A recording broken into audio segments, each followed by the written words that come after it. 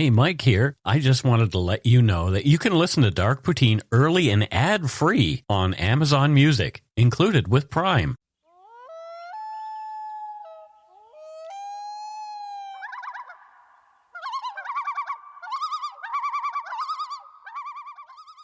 Welcome back to Dark Poutine. I am Mike Brown, and with me today is Kathleen Turner. Hello, Mike. Matthew has a cold. Matthew stalked, and you've got the lurgy. I have the dreaded lurgy. Yeah, it's not good. You sound like Kathleen Turner. That's what you messaged me. I love her voice. Yeah, she's got a very sort of smoky voice. Yeah. For sure. But you don't smoke. I don't think smoky voice means you smoke. But that's where it's kind of from. Is it? Yeah, it is. Yeah. You know the etymology of smoky voice? So this is a redo of episode 5. So moving forward, when you go to look for episode 5, it won't be there. It'll be gone. And the reason that I'm redoing it this way is because, oh my gosh, I go back and I listen to some of those episodes and I am so embarrassed. I got facts wrong. Like in this one in particular, I got a lot of facts wrong. And I didn't expand on things as much as I would have liked to. I talked about the perpetrator more than the actual victims. So I'm more interested in hearing about that. Good. You do the redo that you do so well, Mike. Yeah. We're going to redo a bunch of the old episodes, and we'll do it like this. We'll bring you new information. We'll expand on things. It'll be better. And I'm starting to realize I have a cold too. Anyway, let's move forward with this one. How did you get I didn't kiss you. No, you didn't. How did you get the cold? I don't know. I could have got the lurgy from anybody. Oh. So, I go out and about. Out and about. Out and about. But yeah, so this is part 1 of 2, and we are talking about the crimes of Mark Andrew Twitchell. Ugh. The views, information, and opinions expressed during the Dark Poutine podcast are solely those of the producer and do not necessarily represent those of Curious Cast, its affiliate Global News, nor its parent company, Chorus Entertainment. Dark Poutine is not for the faint of heart or squeamish. Our content is often intense and some listeners may find it disturbing. We're not experts on the topics we present, nor are we journalists. We are ordinary Canadian schmucks chatting about crime and the dark side of history. Let's get to it. Put on your toque, grab yourself a double-double and a Nanaimo bar. It's time to scarf down some Dark Poutine. You are responsible for obtaining and maintaining at your own cost all equipment needed to listen to Dark Poutine. Dark Poutine can be addictive. Side effects may include, but not be limited to, pausing and questioning the system, elevated heart rate, pondering humanity, odd looks from colleagues as you laugh out loud at work, family members not into true crime worrying about you. Positive side effects may include some perspectives and opinions that you disagree with, as well as some wokeness and empathy. If you don't think Dark Poutine is for you, consult your doctor immediately.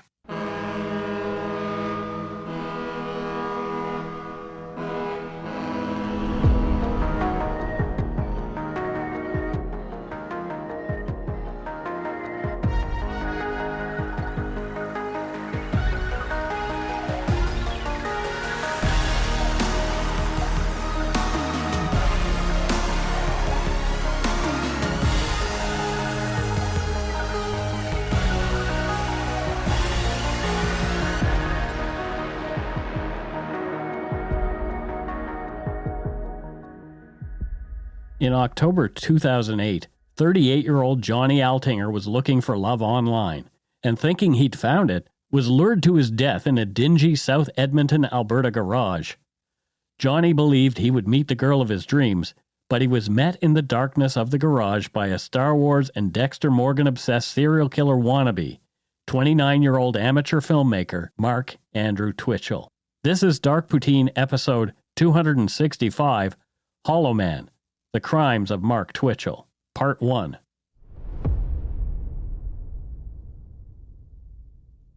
I got into a little hot water with some of our listeners describing Edmonton in Episode 5, my first attempt at telling this story.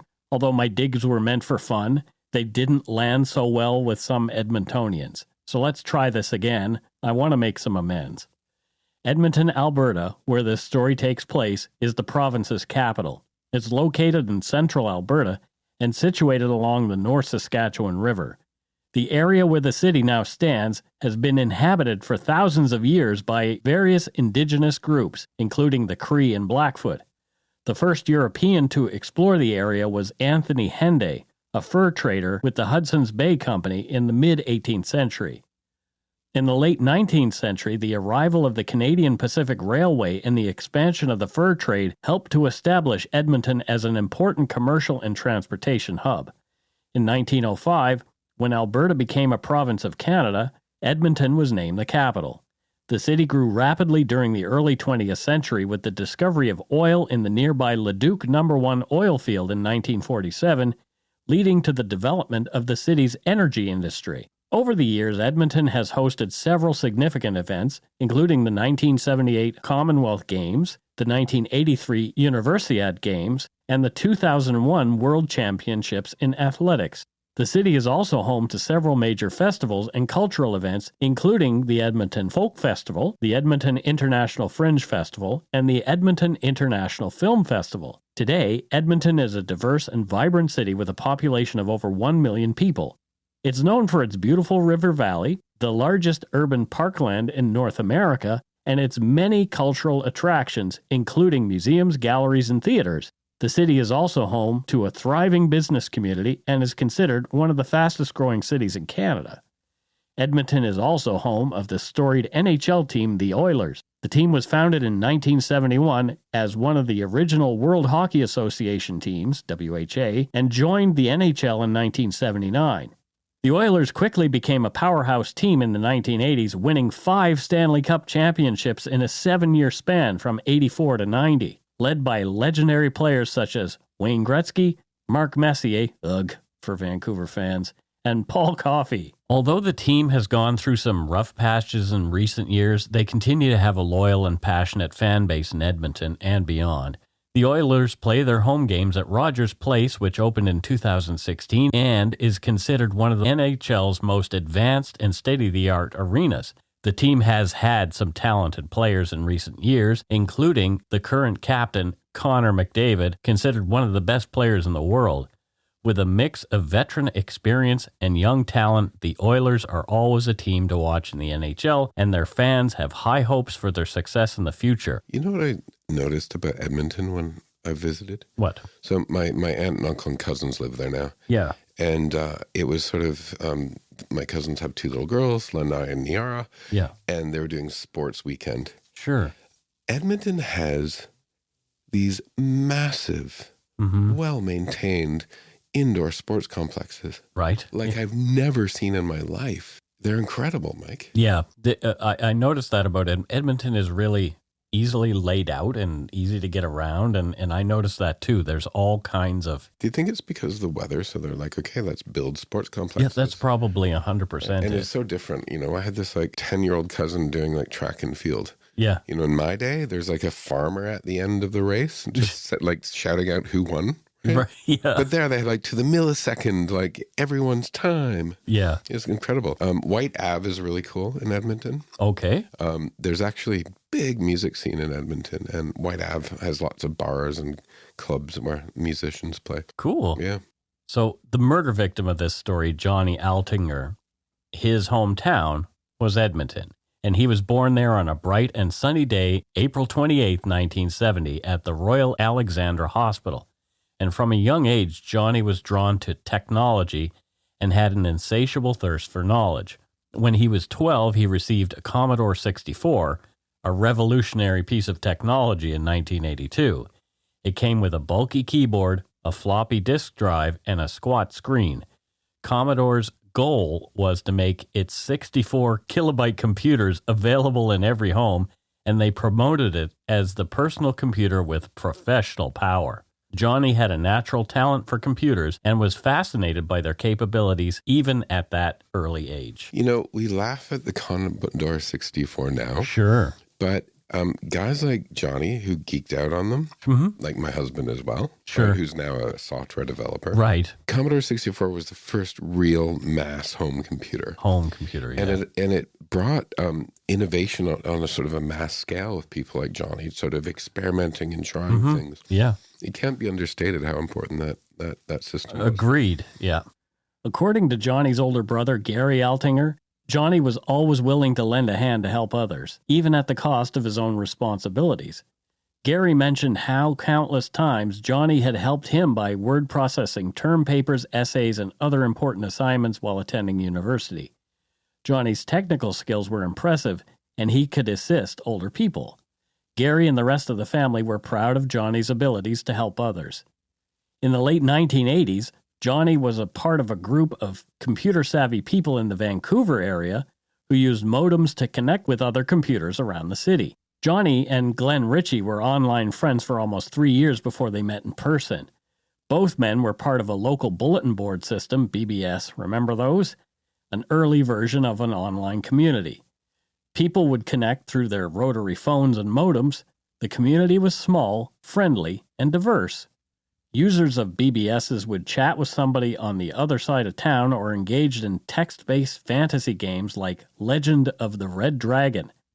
Users got to know each other through games and chats, and there were modem meetups that might attract 5 people, maybe 50, to a pool hall, someone's apartment, or a movie theater.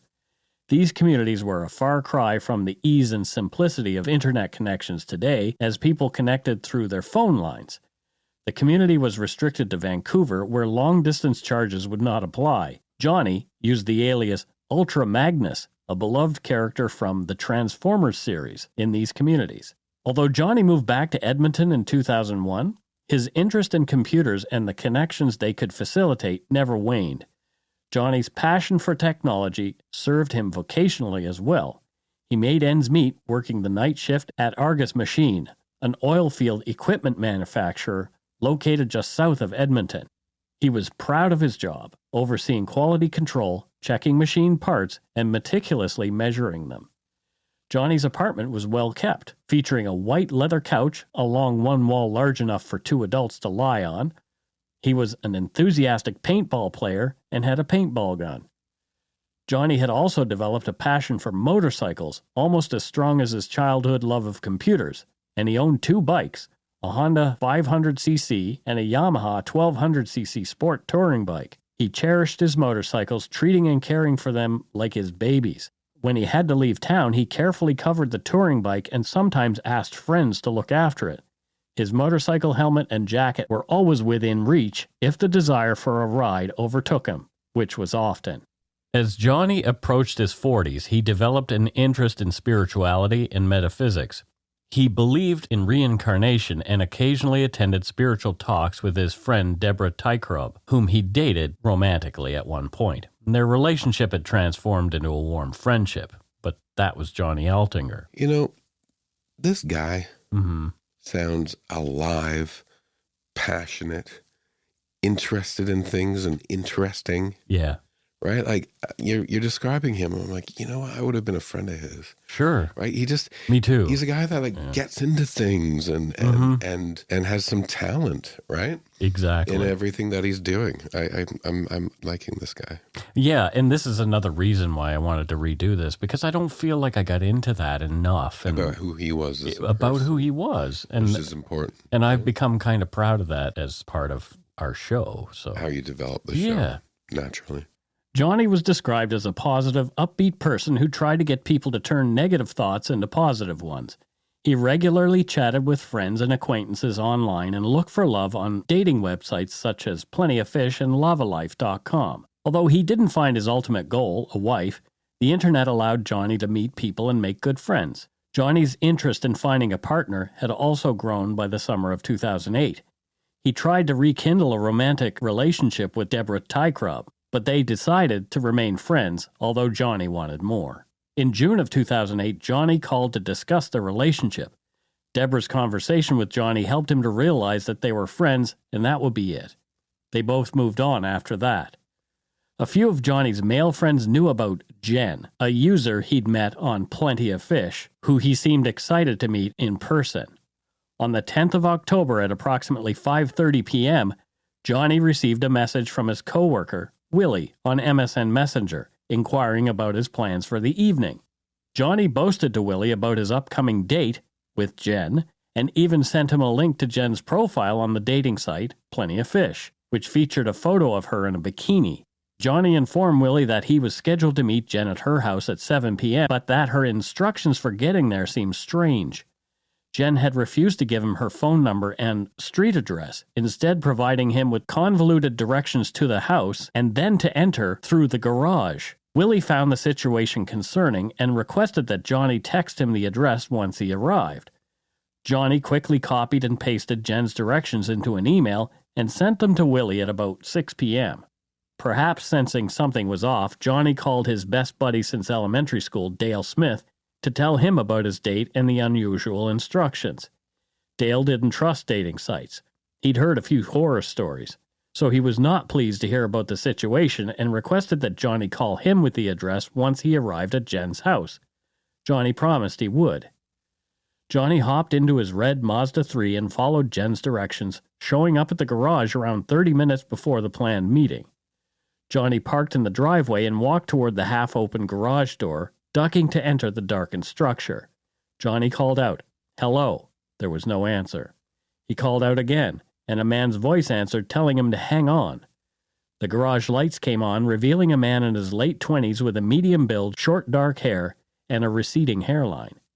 The garage's walls and ceiling were covered with plastic sheeting, as was a metal table in the middle of the room. The man introduced himself as Mark, and told Johnny he was a filmmaker and he was setting up the garage for a film that he was making. Mark showed Johnny a BB gun that he said was a prop for the film, revealing the plastic BBs it was loaded with. Jen had warned Johnny that he might run into a man in the garage, and Johnny assumed this was who she'd meant. Mark said that Jen was not home yet, but Johnny could wait around if he wanted. Johnny decided he'd head home and return at the agreed time. Johnny left, and while driving, he used his cell phone and called Dale to tell him briefly that Jen hadn't been home and about the strange meeting in the garage with Mark the filmmaker. When Johnny got home, there was an apologetic email from Jen waiting for him on his laptop. She offered to postpone the date if Johnny wanted, but Johnny wanted to meet her. He replied telling Jen that he'd head right over. Johnny sent a final email at around 7 p.m. to Dale indicating that he was returning to the garage to meet the elusive Jen. The email read, "She's home now. I'm heading over again. He. Johnny got into his car and returned to the garage. Oh, no. Yeah. Listening to this and knowing what happens, you're just like, no, don't do it. Dale saw Johnny's email later that evening. He grew concerned again as Johnny had not called back with the address as he'd promised. Dale called Johnny's number 3 times that night before heading to bed and was met with Johnny's voicemail message each time. Dale called Johnny's number on Saturday morning and was met with the same result. All weekend, messages from a few of Johnny's other friends went unanswered, and one noted Altinger hadn't logged into MSN Messenger since Friday, which was rare. Dale, in particular, could not shake the feeling that something was wrong. It wasn't like Johnny not to answer, even if he was having fun with a new girlfriend. After Thanksgiving dinner on the 12th, Dale got another couple of buddies and went by Johnny's place. Johnny's car was not in its usual spot. They knocked at his front door. They received no answer, so they walked around to the patio door, knocked again, and peered inside. Again there was no answer and no movement within Johnny's condo. What had become of Johnny Altinger? According to Steve Lillibouin's book, The Devil's Cinema, a co-worker of Johnny's was the first to get an email from one of Johnny's accounts at around 8:42 a.m. on October 13, 2008. The email read in part, "Hey man, the girl and I hit it off big time. I know it's only been a few days, but I think I'm falling hard, and she feels the same way." Johnny then said that the pair were heading off to Costa Rica, and the note continued, "Never done anything so spontaneous, and it would be a great experience to get in before I die." End quote. Johnny's boss received an emailed resignation from Johnny's account. His rarely used Facebook status was updated. "Johnny Altinger is taking off to the Caribbean for a few months. See you all when I get back." End quote. Johnny's Plenty of Fish account was deleted soon after that.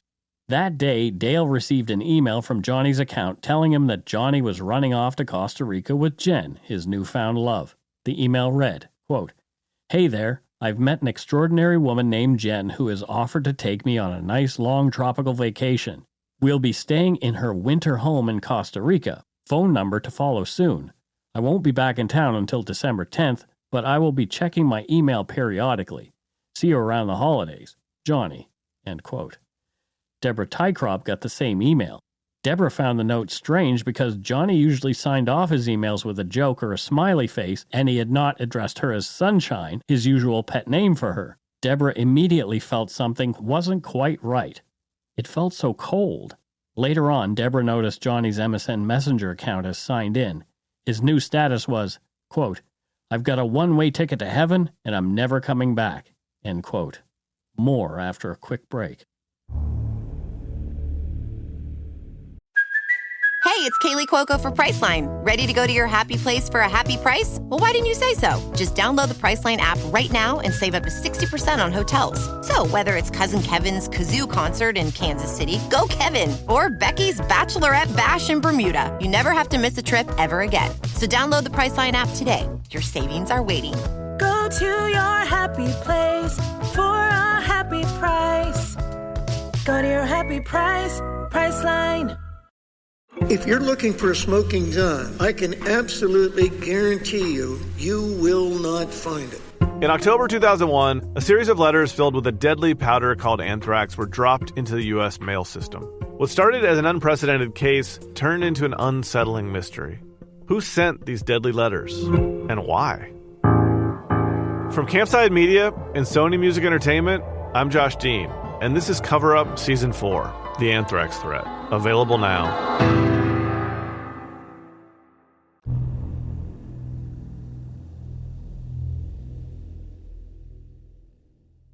And we are back. Matthew, thoughts so far? I think it's cases like this that unfortunately brought to light for the rest of us sort of some of the importance of being careful when you're online dating. Sure, yeah. If anything good at all ever is to come out of this, is for people to learn to sort of protect themselves. Yeah, online dating isn't a thing that I've done, so I don't know how people protect themselves really. Like, how do you research a person who you're considering, meeting up with? Or? There's lots of things you can do. So, I think if you're meeting somebody, meet them in public. Mm-hmm.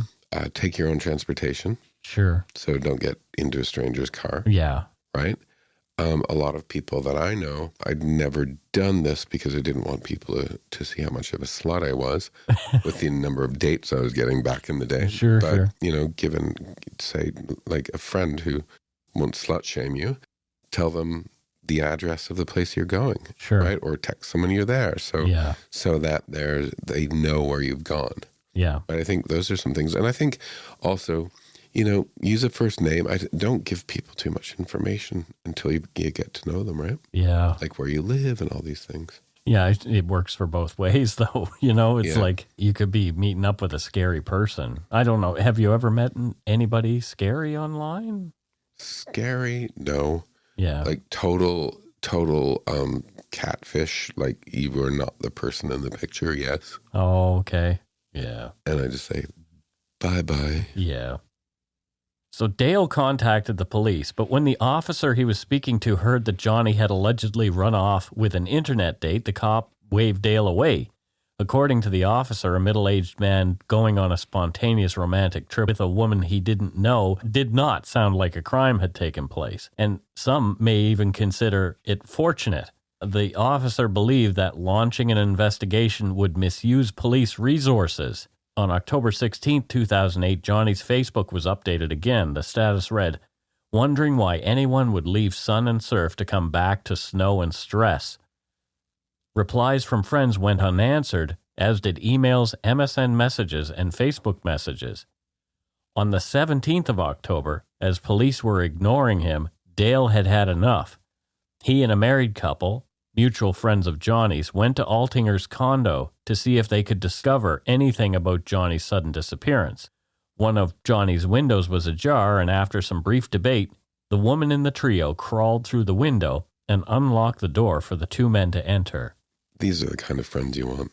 Yeah, people who are going to say, something's really fishy here. I hope you'd break into my place. I might have a trouble with that. Maybe I'd have to wait until somebody left the door open.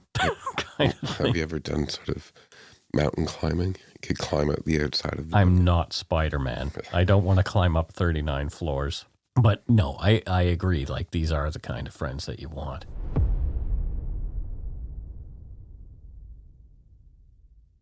There were dirty pots on the stove and dishes in the sink. They went through everything they could think of.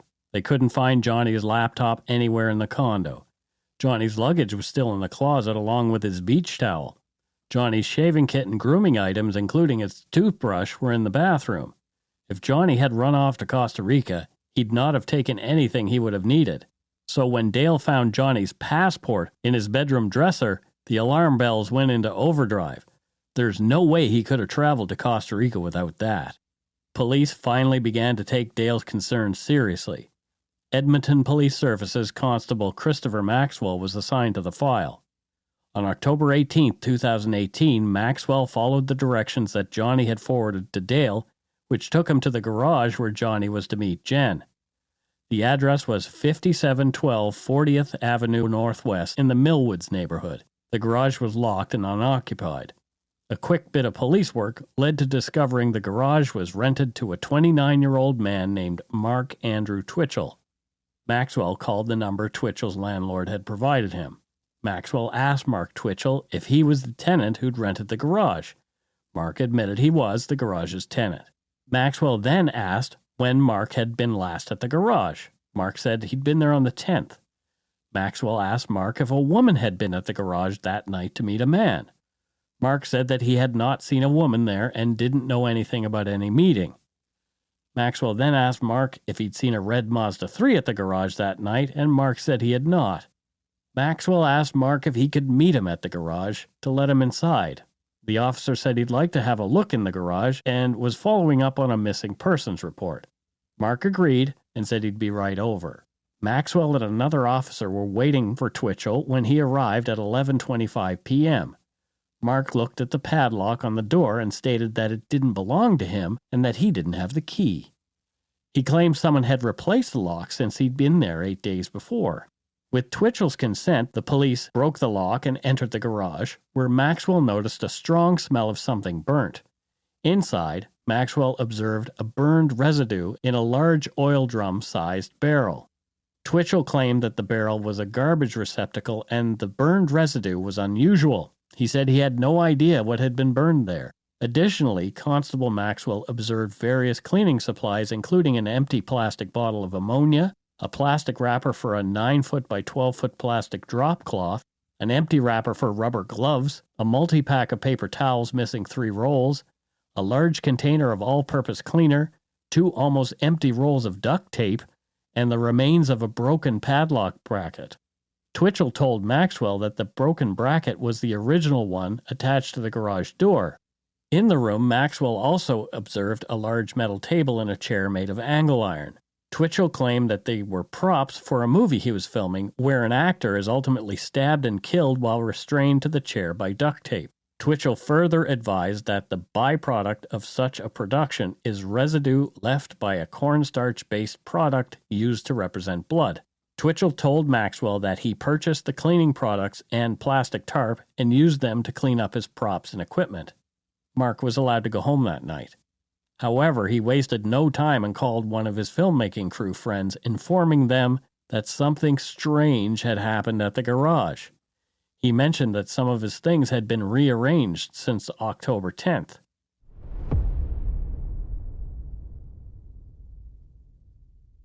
Mark Andrew Twitchell was born in Edmonton, Alberta on July 4, 1979.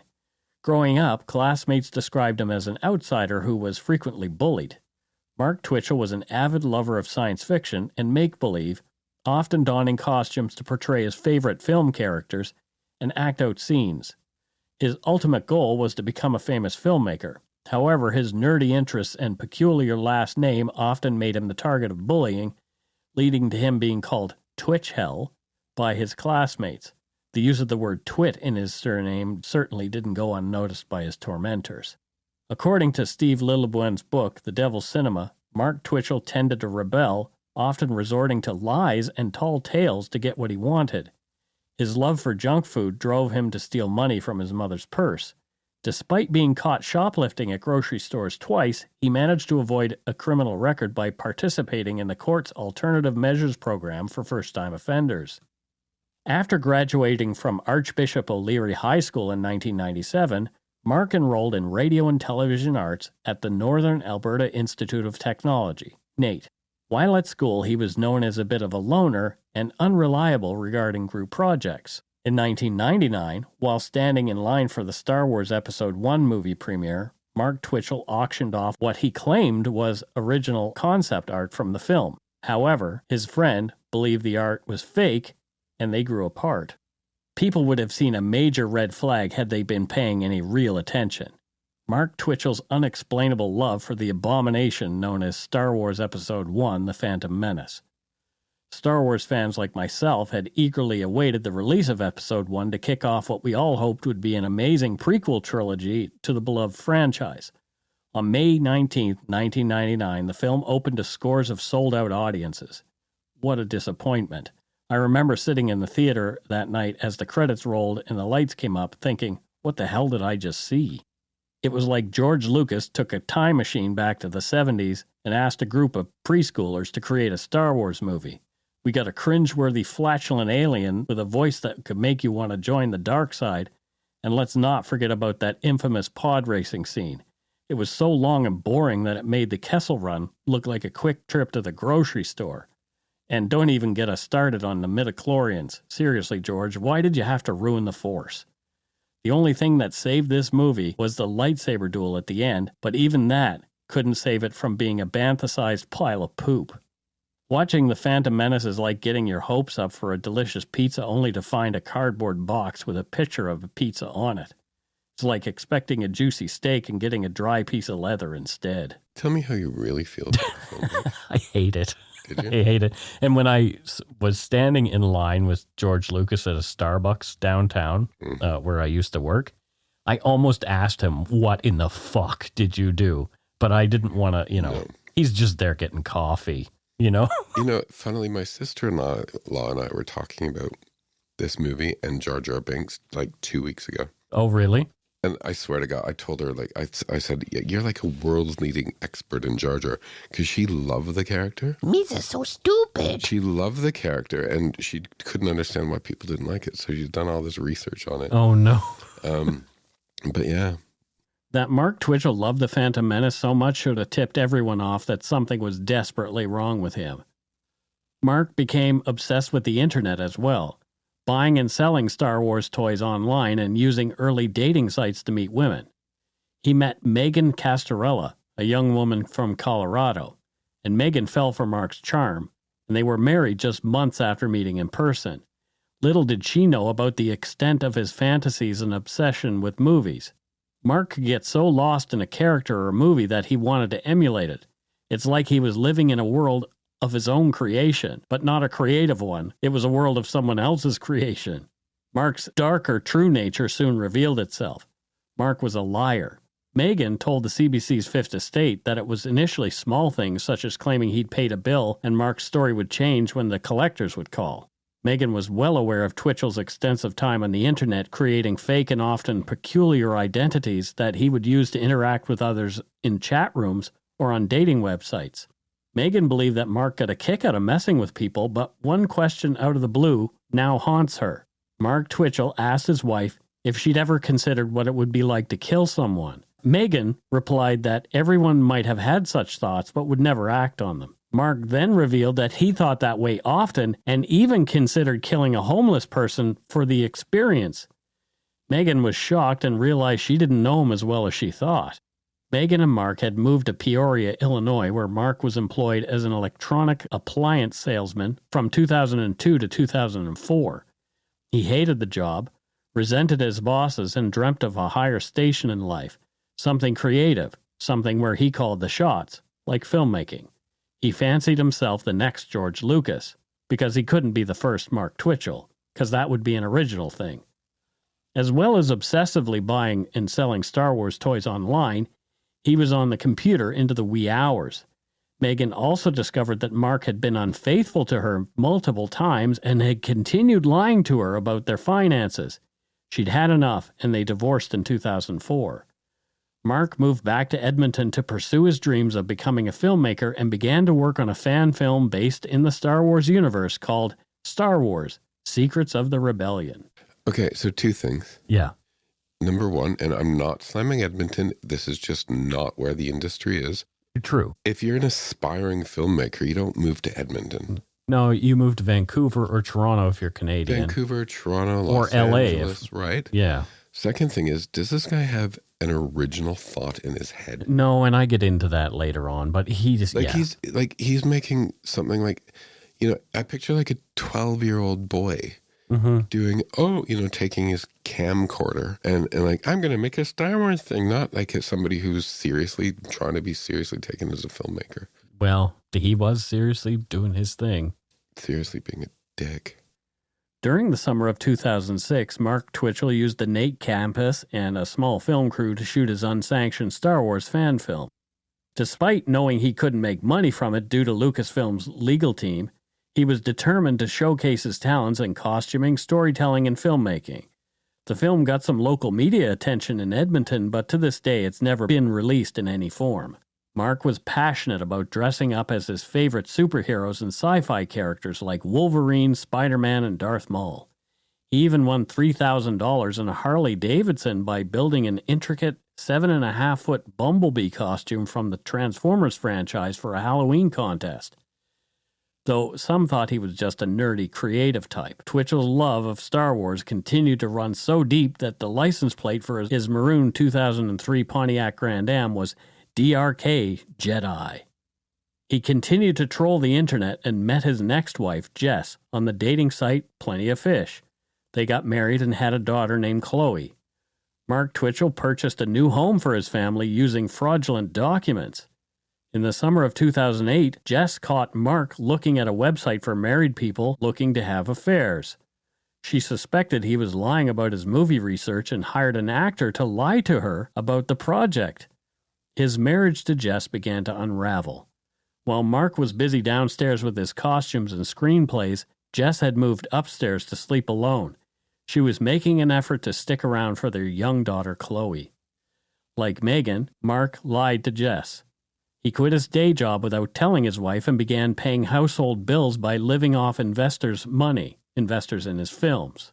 They were attending couples counseling, and Mark claimed he was seeing a psychiatrist regularly, but he was not.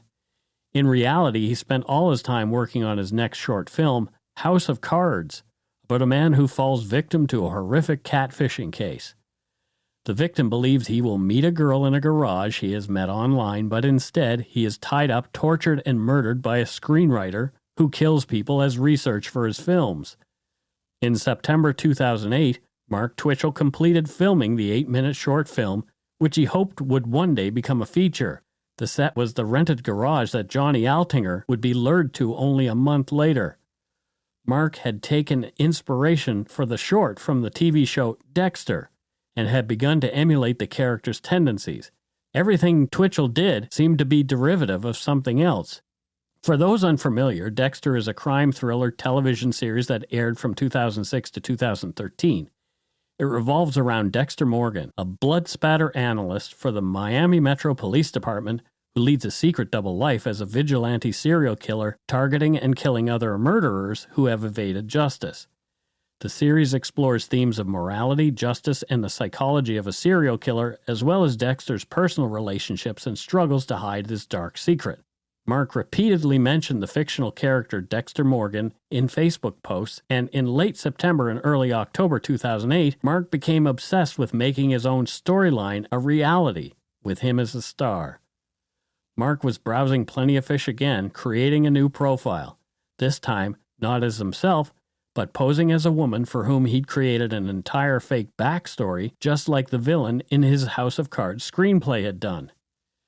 Mark called himself Sheena, and he used the clever name Spiderwebs with 2 Z's instead of an S at the end. Sheena's physical description, 5'6" tall with blonde hair and blue eyes, was backed up by photos he'd found online of some random woman. No one, he thought, would be the wiser. He began receiving messages from men on the site, and finally, he had a real prize fish on the line, a man named Gilles Tetreault. Tetro was new to Edmonton and looking to meet women. He'd been smitten with Sheena's profile pic, and the fact that she too was a recent transplant from BC made her even more attractive to him. They'd have lots to talk about, Tetro thought. Sheena and Tetro made plans to meet, and Sheena gave Tetro directions to the garage at 5712 40th Avenue Northwest. It was a full week before Johnny Altinger's fateful meeting at the same property. But this rendezvous didn't go as Mark Twitchell had planned. In our next episode, we'll hear more about Mark Twitchell's encounter with Gilles Tetro and learn about what happened to Johnny Altinger and how Mark Twitchell eventually got his comeuppance. And that's it for episode 265, Hollow Man, The Crimes of Mark Twitchell, Part 1.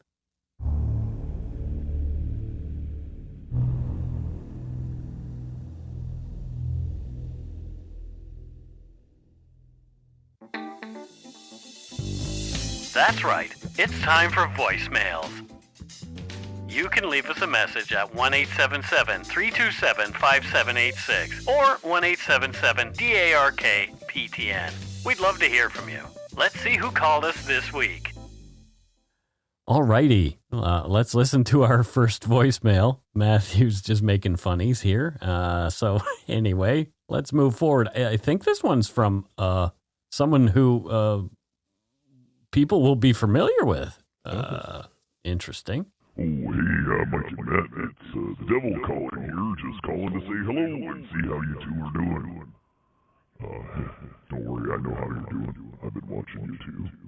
Always watching. Speaking about watching, I really liked that episode about the Cold War and the spies. That really tickled my fancy. You know, so much of it happened in Ottawa. Funny if I fancy that, eh? Tell me about it. Anywho, my love to Steve. I love you, big guy. Love you, Steve. You're a good dog. Yes, you are. Okay. The devil away. So, yeah, again, Satan is calling. I think, Matthew, you have attracted the devil to this show. I think that's Great Big Satan. I think it is Great Big Satan. You're correct. He lives in hell. Yes. And he does fire and brimstone for a living. Well, there you go. We obviously have to give Great Big Satan a job. Yes, he's not a nice person, but he's nice enough to call in, and he seems to love Steve. I think the person behind Great Big Satan is a nice person. I think so, too. Yeah. Anyway, here is another voicemail. This looks like it is coming to us from New York, but not New York City. Oh. Anyway, so let's have a listen. Hey guys, my name is Steph Hample. I'm actually from New York.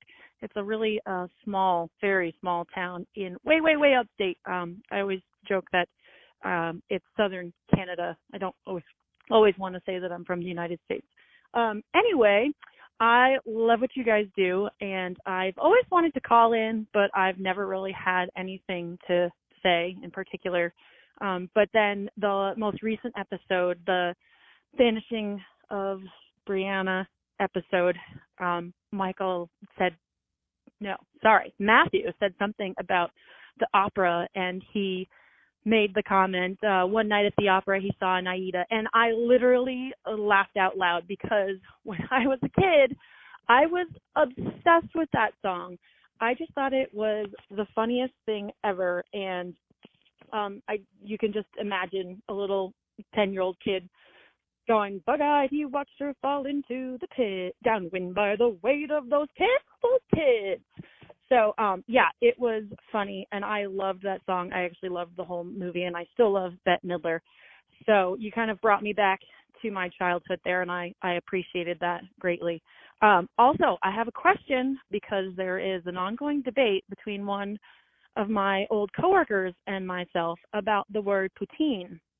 She is also from actually even further north in New York than I am, and she says it's pronounced poutine.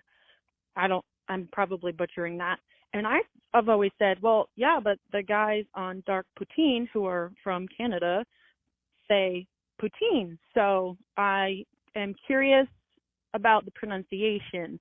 Is it like a different part of the country says it one way, or like one area says it one way and another area says it another way? I mean, that sort of stuff happens everywhere. So if you could please end the debate on how you say poutine. I'm going with poutine because that's how you guys say it. So I just need proof from someone so I can tell her she's wrong. Anyway, again, I love what you guys do. I love your show. I'm thrilled that I had an opportunity to call in and say something, even though I was super nervous and actually dialed the number wrong the first time and got some really weird voicemail. So that was a little sketchy. Anyway, thanks, and go take a shit in your hat. Bye. Well, there you go. So to answer your question, it's regional pronunciation. The Quebec French pronunciation of poutine. Yeah, and the rest of us is poutine. Just the rest of us are like poutine. Poutine. Right. Yeah, so it's regional. It's a regional thing. Like I've had people call me up and read me about, you are pronouncing it wrong. It's poutine, and it's like I know how to pronounce it. I just don't. You're not French. I'm not French. Steph has a little bit of an Irish accent. Maybe she's Did Irish. you hear that? She could be like of Irish descent. Also, we never say like up province. Up province? So she said she's upstate New York. Yeah. Yep. We never say up province. Up your province, man. Up your province, Mike. And Steph will be happy to know. Okay. This is so funny that she brought that up. I got a table singing that song in a cafe about 3 weeks ago. Oh, that's funny. Right. I was with people who knew it as well, so we all started singing and it was hilarious. There you go. So what do you think Steph does for work there in that small town in upstate New York, Matthew? She sells braziers. Braziers? Or maybe her store is called Titslingers Braziers. Titslingers. I used to call them when I was a little kid and I was being cheeky. Over-shoulder boulder holders. Well, that's from the song as well. Oh, there you go. The over-the-shoulder boulder holder. Oh, okay. Well, I don't know. I didn't know where it came from. I just heard it somewhere. You have to play yourself that song. It's so funny. Okay, I will do. We have one more voicemail this week. Let's have another listen. It might be another person whom we're familiar with. Who knows? Hey, boys. Great Big Pete here. Just wanted to say you did an episode about the torso murder, which was really interesting. It reminded me of a song that I heard as a young lad growing up here in Ontario, and it was a song called Mrs. Evelyn Dick by the Forgotten Rebels, and basically enumerates the ways in which the body was killed. Anyways, kind of creepy, kind of gross, but now I've actually got a backstory to the song, and I feel kind of creeped out for having liked it for all that time. Anywho, I love you both. My love to Steve. See, I'm giving him scritches. And take care. All right, bye. Great Big Pete calling again. We did mention that song, I think, very briefly in the episode. He might have missed it. But, I mean, it is interesting, the Forgotten Rebels. There's a few people who have done creative things around How Could You Mrs. Dick? I can't, you kind of have to write that. It just, this story wrote itself, really. Matthew, you're just looking there. You seem to be deep in thought. I was just thinking about other Forgotten Rebel songs. There's one that I think now is probably horribly racist, but they did a song called Elvis is Dead. Oh, dear. Yeah. Yeah, well, Elvis is dead. And In Love with the System. That was a good song. I'm going to have to listen. And they were punk, right? Yeah. Yeah, well, so punk, they don't care. They don't care. They don't care. Anyway. They don't give a punk. They don't give a punk. Let's move on to some other things. That's it for voicemails. That's it for this week's voicemails. Again, you can leave us one at 1-877-327-5786 or 1-877-DARK-PTN. We'd love to hear from you, even if it is just to say hi and to tell us to go shit in our hats. If you're stumped for what to chat with us about, a quick story is welcome. All right. So first up, as far as patrons go, we have the guys from Blaine, Washington, who do That Taxi Podcast. So if you want to find them, go to thattaxipodcast.com, and you can listen to them talk about all kinds of interesting things, from Mortal Kombat to Got Any Grapes. That's one of their episode titles, Got Any Grapes. The Sticker Mystery. They did a really special episode where they talked to people who are in the process of transitioning. Okay. So, they're interesting guys who live right below us in Blaine. Like, so the first place you reach when you cross the border is Blaine. After the Peace Arch. Okay. So they want us to come down and go out for dinner and all that kind of stuff. We should have them on the after show. We should have them on the after show, and they should have us on their show. Yeah, that would be good. I like he has a good goatee. Yeah. Yes. Like that, he gives good goatee. They both have good goatees. Oh, I can't see the other one. Yeah, here it is. Yeah. Yeah. So they both have they're beardy. Yeah. Those are proper beards. Yeah. So nice. let's have a conversation with them. Let's do it. So check them out, folks. That Taxi Podcast. And thank you so much, guys, for your patronage. Much appreciated. It looks like a really interesting podcast. Yeah. They're 36 episodes in. So, and I think a new one's about to drop. Nice. So they're on their way. And it's good to see like folks just starting out who are just plowing into it. And doing it. Yeah, totally. I love it. Next we have Kim Gorsline. And I don't know where Kim is from. So we're going to have to figure that out first. Matthew, put on your geography hat. She's from Whalebone Alley in Siberia. Whoa. Yep. What a cool place. Yep. I love that name, Whalebone Alley. Yep. What does she do there in Whalebone Alley? Carvings. So she carves whalebone. Yep. Oh, that's cool. Like, does she have something in particular that she sort of focuses on? Mandalorian. The Mandalorian from Star Wars? Yeah, that's what she carves. Oh, that's really cool. Out of whalebone. Yeah. I want one. There you go. So if anybody, Kim, if you can get me a whalebone Mandalorian, I would love that. The whales die naturally, by the way. Yeah, they actually donate their bodies to carvers. She just finds them and she carves. Yeah. Yeah, exactly. No whales were intentionally hurt in the making of the Mandalorian. I think they willed them to her. They will their bodies. They will their body to art. Yes, exactly. Anyway, that's it for patrons. Thank you. And we don't have any donut money donors this week, but, you could donate if you like. darkpoutinepodcast@gmail.com. You're looking at me when Or you can find us at Patreon, patreon.com/darkpoutine. Yeah. Nice. Yes, it is nice. Thanks to all our patrons and donut money donors, past and present, for your generosity. It helps to keep the show going. You can become a patron of Dark Poutine at patreon.com/darkpoutine. For a one-time donation, you can send us donut money via PayPal using our email address, darkpoutinepodcast@gmail.com. If you don't already subscribe to the show, it would mean a lot if you did. You can easily find Dark Poutine on Apple Podcasts, Spotify, or wherever you listen to your favorite shows. If you haven't gotten yours yet, my book, Murder, Madness, and Mayhem, is available to order via a link on the Dark Poutine website. And speaking of darkpoutine.com, please check it out for show notes and other cool stuff. We'd appreciate it if you took the time to give Dark Poutine a like or a follow on Facebook and Instagram. Most importantly, thank you for listening, and tell your friends about us. Word of mouth is a powerful thing. And that's it for this episode. Until next week, don't forget to be a good egg and not a bad apple. Goodbye. Bye.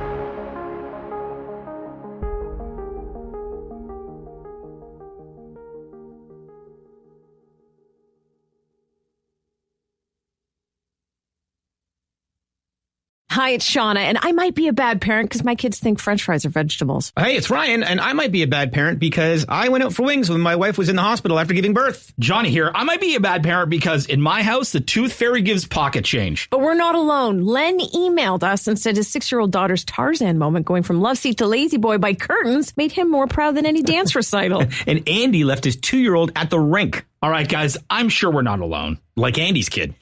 For stories and confessions like this, make sure you check out our podcast. It's called Bad Parents, and it's available wherever you get your podcasts. I left a glove at the rink.